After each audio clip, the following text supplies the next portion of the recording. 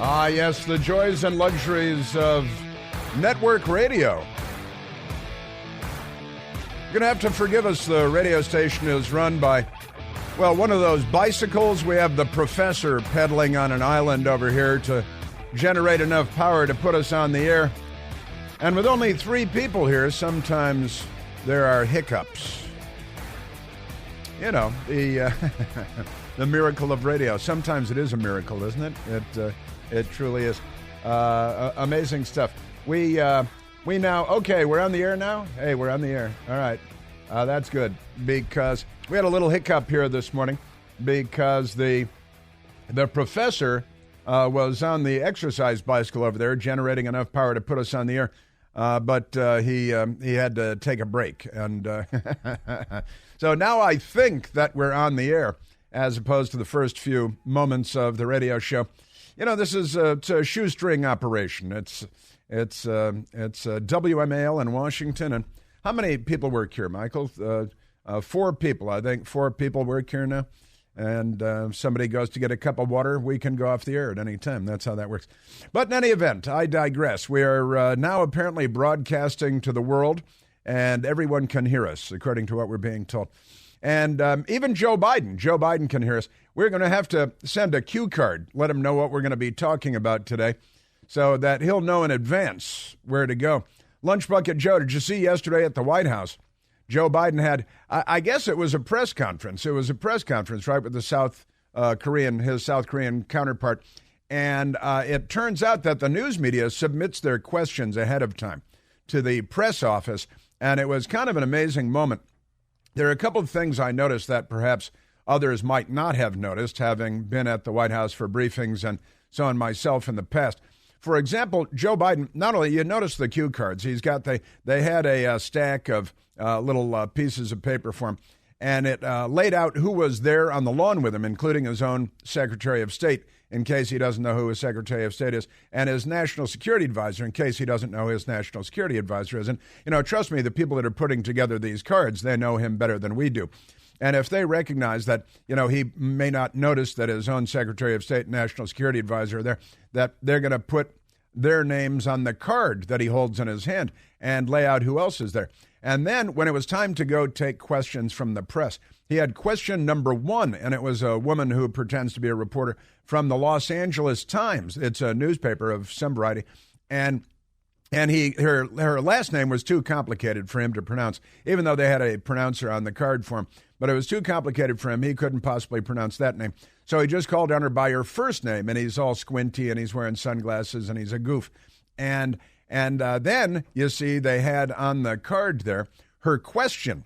So like the Soviet days in the Soviet Union, not in the United States, but like in the Soviet days, the press office had the questions from the reporters in advance, right, to make it easier for the president. Not that they're fluffers for the Democrat Party or anything like that, but they're fluffers for the Democrat Party, and this demonstrates it. But there was more. And that is one of the press office aides, you know, a deputy assistant press secretary, somebody that's helpful, runs papers around in the West Wing, and you know, it's kind of a fun job for a young person. But before Joe Biden even started to ask the question, before he selected reporter number 1 from the cue card, the woman from the Los Angeles Times, one of the junior press office people was running forward with a microphone in hand, because they don't all have microphones. So the press office person has to bring the microphone to the reporter so Joe Biden can hear the reporter, and so can the television audience. And the young woman wearing a blue jacket ran up the center lane, knowing exactly where she was going. Run up to the front, get the microphone to the LA Times reporter, even before Joe Biden selected her. It was all staged. This goes with something I talk about all the time. It's all a terrible television show. Our entire political system is staged for television. And what's worse, it's staged for cable television and not even network television. And this woman in the blue jacket running up to the front, knowing that she's going to the reporter that Joe Biden is going to call on, because it has all been scripted. It has been preordained. It was arranged ahead of time. And the viewers at home are none the wiser until photographs emerged after the briefing from, I believe, a still photographer off to the side who zoomed in on get those telephoto lenses, zoomed in on the cards that Joe Biden had in his hand, and it revealed that he had a list of his own staffers, so he'd know who they were and what to call them. And then it had question number 1 from Los Angeles Times reporter whose name he couldn't possibly pronounce, and what the question was, at least the essence, the gist, the substance of the question. And, of course, since he has those, and he knows what the question is ahead of time, the press office arranged them and doubtless sat down with him beforehand and said, this is going to be question number 1, and here's your answer, okay? And here's question, and they're all friendly reporters, and they've all submitted the questions in advance because we are the Soviet stinking Union. We're the left. We're not liberals. The Democratic Party isn't, and the news media isn't, honestly. It's an amazing thing. So we've got stuff for you on that, and also, Joe Biden just calling the woman by her first name because the last name was much too complicated. Pretty amazing stuff. So Biden caught in preparation he's got preparation sheets. That's better than Jimmy Carter with the preparation H, but for sheets with journalist questions. Isn't that great? Ted Cruz yesterday declares Joe Biden is 142 years old. And I think that was hyperbole, and the news media became very upset about it, right? Bernie Sanders, he's the Bolshevik, Bernie the Bolshevik. He loves the Soviet Union. He misses the Soviet Union. He honeymooned in the Soviet Union with his adoring wife, who bankrupted that college in Vermont. Speaking of education in Vermont, there's a school in Vermont, in Bernie Sanders' home state, where they've stopped using the terms boy and girl. There are no boys and girls. Now there are sperm-producing people and egg-producing people. Not chickens, but are they chicken people? No, the other kind. But they're not using boys and girls because equity. And there's a memo, and they put it in the memo because of equity, and this is for kids, little kids. They're not going to use boys and girls because of equity. And honestly, you got to ask at some point, is the entire Democrat Party collectively a child sex predator? Because this has gotten way too weird, way too weird, just saying. But Bernie the Bolshevik came out yesterday and endorsed Joe Biden. What else would he do? I mean, that's the Associated Press jumps on that. Hey, Bernie endorsed Biden. Bernie endorsed Biden. And they run around with, waving papers over their heads. Bernie endorsed Biden. Rules out 2024 bid of his own. Well, isn't he like 142 also? The Democrat Party is the Soviet Union. Joe Biden is older than any Soviet leader that ever lived, that ever led. The oldest was Leonid Brezhnev, who was more than a decade younger than Joe Biden. Well, maybe not more than, but about a decade younger than Joe Biden when he died. And we used to laugh at the Soviet Union for having all these dinosaurs. And now the Democrat Party, honestly, it's amazing. Also, the Democrat Party, this is an amazing thing. Joe Biden said yesterday he's not concerned about China. Well, no, China's funneling millions of dollars into the Biden family coffers. So naturally, he's going to say he's not concerned about China. The New York Times and CNN think that's fine, the millions of dollars from communist China. And a lot of the people that the millions are coming from are affiliated, of course, with the Chinese intelligence services as well. But pay no attention to that because when you're a Democrat, that's no big deal. There's Eric Swalwell. He was having a sexual affair with Fang Fang, the Chinese secret agent sent here to cultivate Democrats and to have sex with them. And it worked very well in the case of Eric Swalwell. And the New York Times and CNN don't think this is a problem either. Senator Dianne Feinstein, who the Democrats are going to hit in the back of the head with a shovel and bury in a shallow grave in the desert outside of Las Vegas, so one of them can take her seat. She had a Chinese secret agent working on her staff in her San Francisco office for nearly 20 years. And none of this seems to be a problem because they're Democrats. But he's not concerned about China. Of course, he's not concerned about China. Jennifer Granholm, his energy secretary, his energy secretary had that cross-dressing transgender guy working for her at the energy department that was stealing women's luggage and then dressing up in the women's clothing. And he got caught. By the way, they've found a way to just kind of slipped that by us all. He's not going to do any jail time. He's going to get a little counseling, and then everything will be okay, because when you're a Democrat, you commit repeated felonies at Minneapolis-St. Paul Airport, at Harry the Body Reid Las Vegas International Airport, and at Washington's Ronald Reagan National Airport, where he stole women's luggage from all three of those airports and dressed up in their clothes. And that's fine, because, when you're a Democrat all the way, from your first crack pipe to your last dying day. It's amazing. But Jennifer Granholm, who is his energy secretary, was testifying yesterday, and she said that the energy secretary, that had the cross-dressing luggage thief, nuclear waste guy working for her, said that the U.S. military is going to have to convert very quickly, lickety-split, to all electric vehicles. So I can see the electric M1 tank right now, and electric Humvees and electric multiple launch rocket vehicles, and all electric. So you can see the military racing across the sands of Iraq, for example, or let's say Iran, and then say, anybody know where the next charging station is? Where's the next charging station? You got to have traveling with a convoy of trucks with big batteries in the back. This is their plan. But it's great news for China, because we get all our batteries from China. See? So the U.S. military will be buying the batteries from China, where they use slave labor in third world countries to get all the rare earth elements to make the batteries. And then the Biden administration will buy them to power U.S. military vehicles, so that China will have us buy the short ones. And China loves it. Their investments in the Biden family are working out very, very wonderfully. Pretty amazing stuff. Yes, sirree, Bob. And so Jennifer Granholm yesterday, U.S. military heavily reliant on China and Russia. This is my next favorite story, because everybody, I talked about it briefly when the story broke some time ago. This is from the middle of last year. This is an amazing story, too.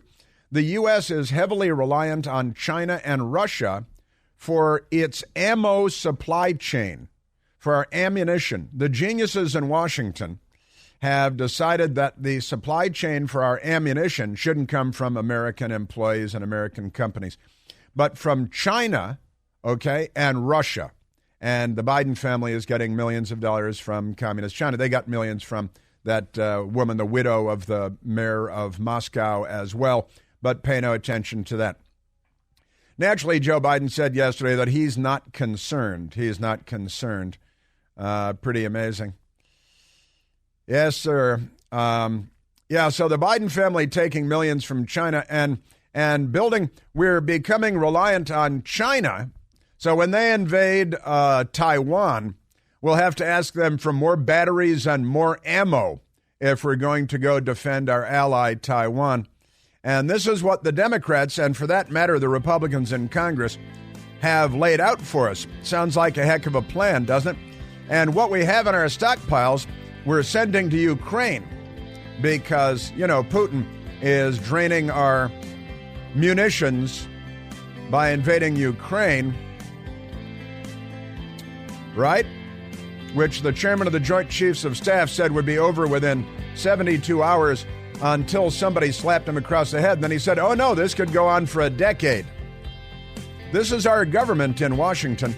In Singapore, they hanged a man for trafficking in marijuana and lots and lots of good stuff. We got abortion, transgender, COVID, crazy schools, and Zooey Zephyr, the Montana transgender Democrat.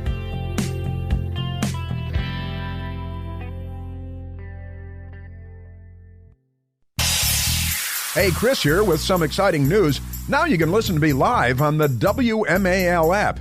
Doesn't matter if you're in your car, in the office, on the go. The WMAL app delivers crystal clear around-the-clock news coverage anywhere with cell service or Wi-Fi. So don't miss a second of your favorite shows.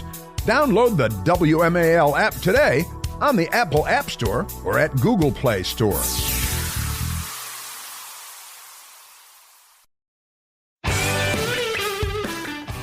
Also, I love Senator Ron Johnson from Wisconsin. He's a regular person, and He's not a nut. And yesterday he went to the, well, it was during a hearing. They had a crazy left-wing environmentalist in there talking about how global warming is going to kill us all. And Senator Ron Johnson did something that I do fairly often, and that is he talked about the benefits of global warming, which you might do if you live in Wisconsin, because, it's kind of chilly up there. And you ever been to a Green Bay Packers game? Wisconsin could use a little global warming, honestly. Milwaukee, Green Bay, little chilly a lot of the time. Lake Michigan is beautiful, wonderful. The water is incredible. Could be a little warmer for most of the year, so it'd be nice. And Senator Ron Johnson started talking about how, there are a great many benefits to having a warmer climate on the planet Earth. In fact, the cold kills a whole lot more people than the warm does on the planet Earth. So let's talk about that, and I've talked about that many times as well. And Senator Ron Johnson talked about with this left-wing, smug, sneering environmentalist. Oh, sure, it's fine for Wisconsin, but I live on the beach in Florida. What about me? Well, life's full of little trade-offs, pal. Maybe Lake Michigan, maybe Lake Superior would be a good place to have a lake house. It's a little chilly, but if it warms up, hey, real estate values are going to skyrocket in Michigan. I'll tell you that much. Let me tell you this.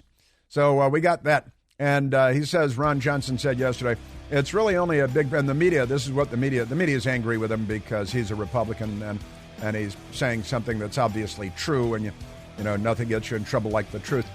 He said, really, this global warming thing is only a problem if you're in a hot region of Africa. Like, oh, sure, racist, doesn't care about the people of Africa being hot. It's already hot. Where it's hot, it's going to be, like 1.5 degrees warmer. Get over it. How about that? Oh, cities are going to flood. Yeah, that's it. I read the story yesterday where the Pentagon warned us 19 years ago. They said that by the year 2020, Britain would be like Siberia, which is kind of weird, isn't it? That's what they said. They're not good at predicting over there. So we got that and Joe Biden's press conference, the phony White House press corps, and a whole lot more.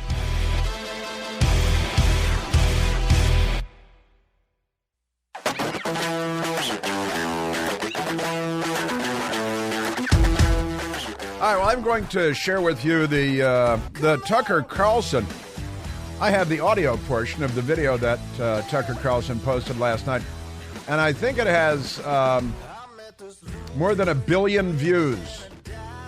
I just made up that number, but the number of views is much greater than the number of people watching Fox News at any time, and much greater than the Tucker Carlson audience on the Fox News channel. And he was, I thought, eloquent and concise yesterday in 2 minutes and 15 seconds. And it seems pretty clear that he's been doing some reflecting on the state of the world and the media in the small number of days since he separated from the Fox News channel. And I'll share that with you. There's a lot to say about it, of course. And the news media, they are ganging up on Tucker Carlson. They're out to get him. They are. The Wall Street Journal has a hit piece today, and looks like Fox News is feeding the hit piece information to the Wall Street Journal. Wall Street Journal is owned by the same parent company. And then, of course, the left-wing media is a feeding frenzy, the piranha pool that they always are. And they've directed their attentions to Tucker Carlson because they hate everyone. That's their central thing is hate. Now, let's get to the weather. Weather's kooky, isn't it? So I always used to say in Chicago, hey, kooky weather, huh? Boy, just dropped 50 degrees in like an hour and a half. What happened there? But there was a hearing in Washington yesterday on global warming in the Democrat-controlled Senate because of Chuck Schumer, the Lizard King. And Mediaite, left-wing hate cult called Mediaite, Ron Johnson calls climate change, quote, beneficial, end quote, says it's only a problem, quote, if you're in a hot region of Africa, end quote. And then it's an attack piece on him, of course. Senator Ron Johnson, the Wisconsin Republican, questioned an energy policy expert. He's an energy policy expert about the weather. What does he know about the weather? Weather's not really his lane. On Wednesday, during a Senate Budget Committee hearing on the health care costs related to climate change, everything's going to cost more because of climate change, right?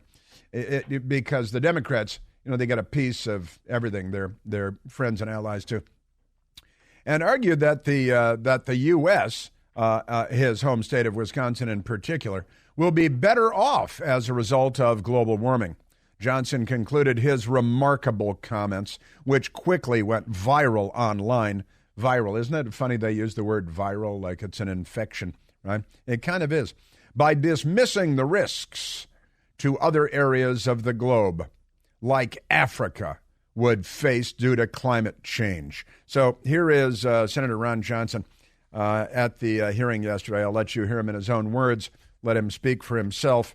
He's a full-grown adult, and he doesn't. I was taught. It was yesterday or day before yesterday. I was talking about how it was yesterday. Climate change, global warming, actually be overall beneficial for most of the planet, and I did stipulate if you're on the equator, it's going to get warmer, so you might want to dress more lightly. Have to, maybe drink a little more water. Because I can't believe we're not desalinating water all over the world. I lived in California many years ago, and they kept having these water shortages and telling people to, not shave today because they don't want you to use the sink in your bathroom. And I said, you got the biggest pool of water on the planet right out your window. Maybe you should put a big hose in there and start desalinating water and fill reservoirs with desalinated water. What do you think? We do this on Navy ships all the time. I've been on aircraft carriers and submarines that suck the water out of the ocean, purify, desalinate, and use it as the water for the ship. Why not? Why did we start doing that a half century ago? It's amazing. Also, these ships I just mentioned, the aircraft carriers and submarines, they have nuclear power plants that you could fit in your garage practically. And why don't we have those all over the place, operating safely for generations now? And why don't we have those? Oh, because the left. 2-word answer, the left. 3-word answer, because the left. The 4-word answer would be because of the left, to be more grammatically appropriate. But here's Senator Ron Johnson, as I digress. Here's Senator Ron Johnson yesterday talking about climate change. And I did say, yesterday, I said, Canada, they could use a lot of global warming. Wisconsin could use a lot of, I was talking about this, how Illinois, I think I might have cited Wisconsin specifically, as a matter of fact. Growing up in northern Illinois, it's chilly for many months of the year. And Lake Michigan doesn't get warm until, July or August, if then. And it's a beautiful, wonderful lake, but it'd be a lot nicer if it were warmer, warmer. I got to tell you. So I was talking about this in Canada, got all this land in Canada that it's basically uninhabitable. But if the planet got a few degrees warmer, all that area of Canada with all those lakes would suddenly become desirable real estate. Start buying now, and great place to go. And you could grow crops and feed the world. Bob Geldorf could write a song. It'd be like heaven on earth. Not like Venezuela. You see at our border that they're giving special dispensation to people fleeing Venezuela. See this? One of the things the Biden administration is doing, you're fleeing Venezuela with the glories of socialism, the wonders of socialism in Venezuela, and people are fleeing like, there's been a nuclear leak, and they get special treatment at our border because they're fleeing what the Democrats are trying to impose here. Isn't that crazy? All right, back to Senator Ron Johnson on climate change. This is what he said that made the left soil themselves again. I actually found that chart of yours somewhat comforting for at least America. When you take a look at the mortality risk, again, these are all projections. I don't put any stock in them whatsoever. In terms of excess deaths, a warming globe is actually beneficial. In my own state, your study shows that we'd have a reduction in mortality of somewhere between 54 and 56 people per, I guess it's 100,000. Why wouldn't we take comfort in that? Now, you see, if it got warmer in Wisconsin, it would save the lives of, according to their own models, 54 to 56 people per 100,000. All right? So you take 10 million people, extrapolate that number. The warming planet would save the lives of a whole lot of Wisconsinites, cheeseheads, right? And that would be good because he's a senator from Wisconsin, and that's good stuff. So it would make things better in Wisconsin and literally save lives, according to the University of Chicago's own calculations. The Mr. Economics expert on climate change or something like that, Senator Ron Johnson. If you want to balance it all out globally, if you're trying to mitigate harm globally, isn't it true that the number of deaths, according to this Lancet study, the number of deaths caused by heat are 600,000 per year. Deaths caused by cold are 4.5 million annually. So the fact, in terms of global health, in terms of excess death, we're actually in a better position to prevent death by having the climate increase in temperature a little bit, right? You hear the guy just can't shut up. He just can't sit there and listen through a whole sentence, right? Because he's a lefty and he's crazy. And I don't care if he's an economics professor at the University of Chicago, which was once a wonderful university. I'm not sure that it is anymore. Maybe it is, but maybe it's not. And you hear the guy just shut up. Just sip your glass of water. Let the senator finish a sentence, and then you can give your idiotic response, okay? But here it is, according to the Lancet study, and Lancet is on again, off again, but the lefties love it as a source. Warm, heat on the planet Earth is responsible for about 600,000 human deaths a year around the planet, whereas cold is responsible for 4.5 million deaths around the world. So more cold, more deaths. More warm, fewer deaths, right? And you'd think that would be good, except this is the party of the, voluntary human extinction movement and abortion. In fact, we got some abortion numbers yesterday out of New York City that are pretty extraordinary, just involving African Americans, but Democrats are happy about that. So here is the University of Chicago economics professor, Michael Greenstone, who's a well-known leftist hysterian, apocalyptic global warmista. Our mortality declines by 54 per 100,000. Wisconsin will benefit in terms of mortality. There are 49 other states in the United States. Many of them will suffer. Many of them will suffer more than Wisconsin will gain. And that is the nature of climate change. It's very unequal. Well, wouldn't that be the nature of weather? Wouldn't that be the nature of climate? So I guess, he teaches at the University of Chicago, but maybe lives in Florida. And I don't think anybody asked him about that. That's pretty amazing stuff. But there are 49 other states. Well, so I'm not planning for climate change to affect only Wisconsin. How about Minnesota? Shall we start going down the list of states, Professor? How about Michigan? What about Maine? How about Ohio? What about Montana, where they have that transgender person who's going to be voting from home for the rest of the session? The Democrat transgender state representative, I'm going to get to that too, because he's going around saying you have blood on your hands. And he says that what he said, this is not hyperbole. No, it's the definition of hyperbole. But we'll get to that guy in a little bit. Pretty amazing stuff. There are 49 other states. Oh, and that is the nature of climate change. That means that's the nature of climate. That means that's the nature of weather. That means that's the nature of nature on the planet Earth, the planet that we occupy. Aren't you amazing? So there it is. And it's, sure, so what's good for Wisconsin weather-wise is not good for Florida, I think is what we're talking about. So I think that these people, once again, the Democrats and the South, they're defending the South again against the North. This time it's the climate. Am I right? And we find, the old story about how so many military leaders came from the South, and that's why we fought against North Korea from the south and against North Vietnam from the south, because the military, was Southern-centric. The left, actually, in academia used to make this argument. And, of course, we know in the American Civil War, the Democrat president, Jefferson Davis of the Confederate States of America, fighting against the North. And now, and that was the Democrats, and Abraham Lincoln was the Republican. And now we've got a Republican Senator, Ron Johnson, from Wisconsin. And we got this guy, Michael Greenstone, must have a house in Florida. It was like, well, we want to keep the weather static in Florida. We don't really care about Wisconsin, how many people die there from the weather, from the cold, from the climate. Why would we care? Come on. We're with the voluntary human extinction movement. That's your Democrat Party. Aren't they amazing?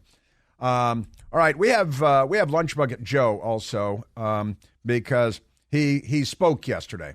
Therefore, there are lots of ridiculous things to talk about, and I want to spend time talking about that. So I may save that for the top of the hour. And we have Tucker Carlson with his 2-minute, 15-second video that he posted yesterday. And it's great stuff, of course. And he already has a bigger audience than he had at Fox News, just going on Twitter. And this is kind of interesting stuff, too, that, one of the last major interviews that Tucker Carlson did on the Fox News channel was with Elon Musk, right, who owns Twitter, because he took it away from the left. And Tucker Carlson going on there yesterday and getting tens of millions of views, many more viewers than he had on any given night on the Fox News channel.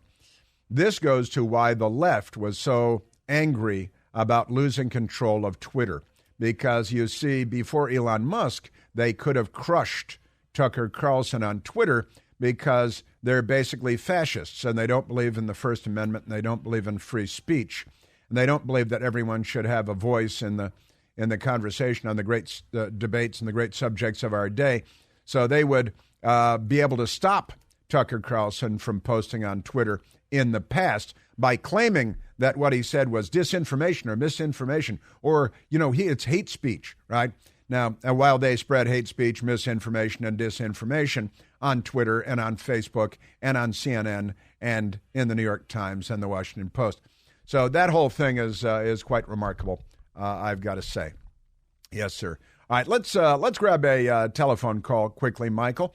Let's go to Michael calling from Binghamton, New York. Michael, you're on the Chris Plant Show. Hey, good morning, Chris, and thanks for taking my call. And yes, I am from one of those 49 other states, or I'm from the empire of Empress Hochul. But what I called you about today was you were talking earlier regarding transgenders and how we can't call men and women anymore, unless, of course, they're transgender. But I was thinking about as far as competitions are. You know how for like the last 20 years we've been having these athletic competitions known as the X Games, right? X standing for extreme. Well, maybe we need to change those to the XX Games and the XY Games. Instead of looking for steroids in people's blood, they need to have their chromosomes checked, and whichever one you fall under, that's who you have to compete against. I think that is the solution to the problem that the Democrats have created for us, that you can't have biological men competing against biological women, young or old. And obviously no biological women are seeking the opportunity to compete against biological men, because that wouldn't make any sense, which proves that the other side of the coin doesn't make any sense either. But Democrats are pretending, and they want us to pretend along with them, that all of this makes sense. And you're absolutely right, of course. We do need, and I like the way that you framed it as, the X Games, an extension of the X Games, the XY Games for men, biological men, and the X Games for biological women. There you go. Problem solved. I'm dusting off my hands. Thank you, Michael.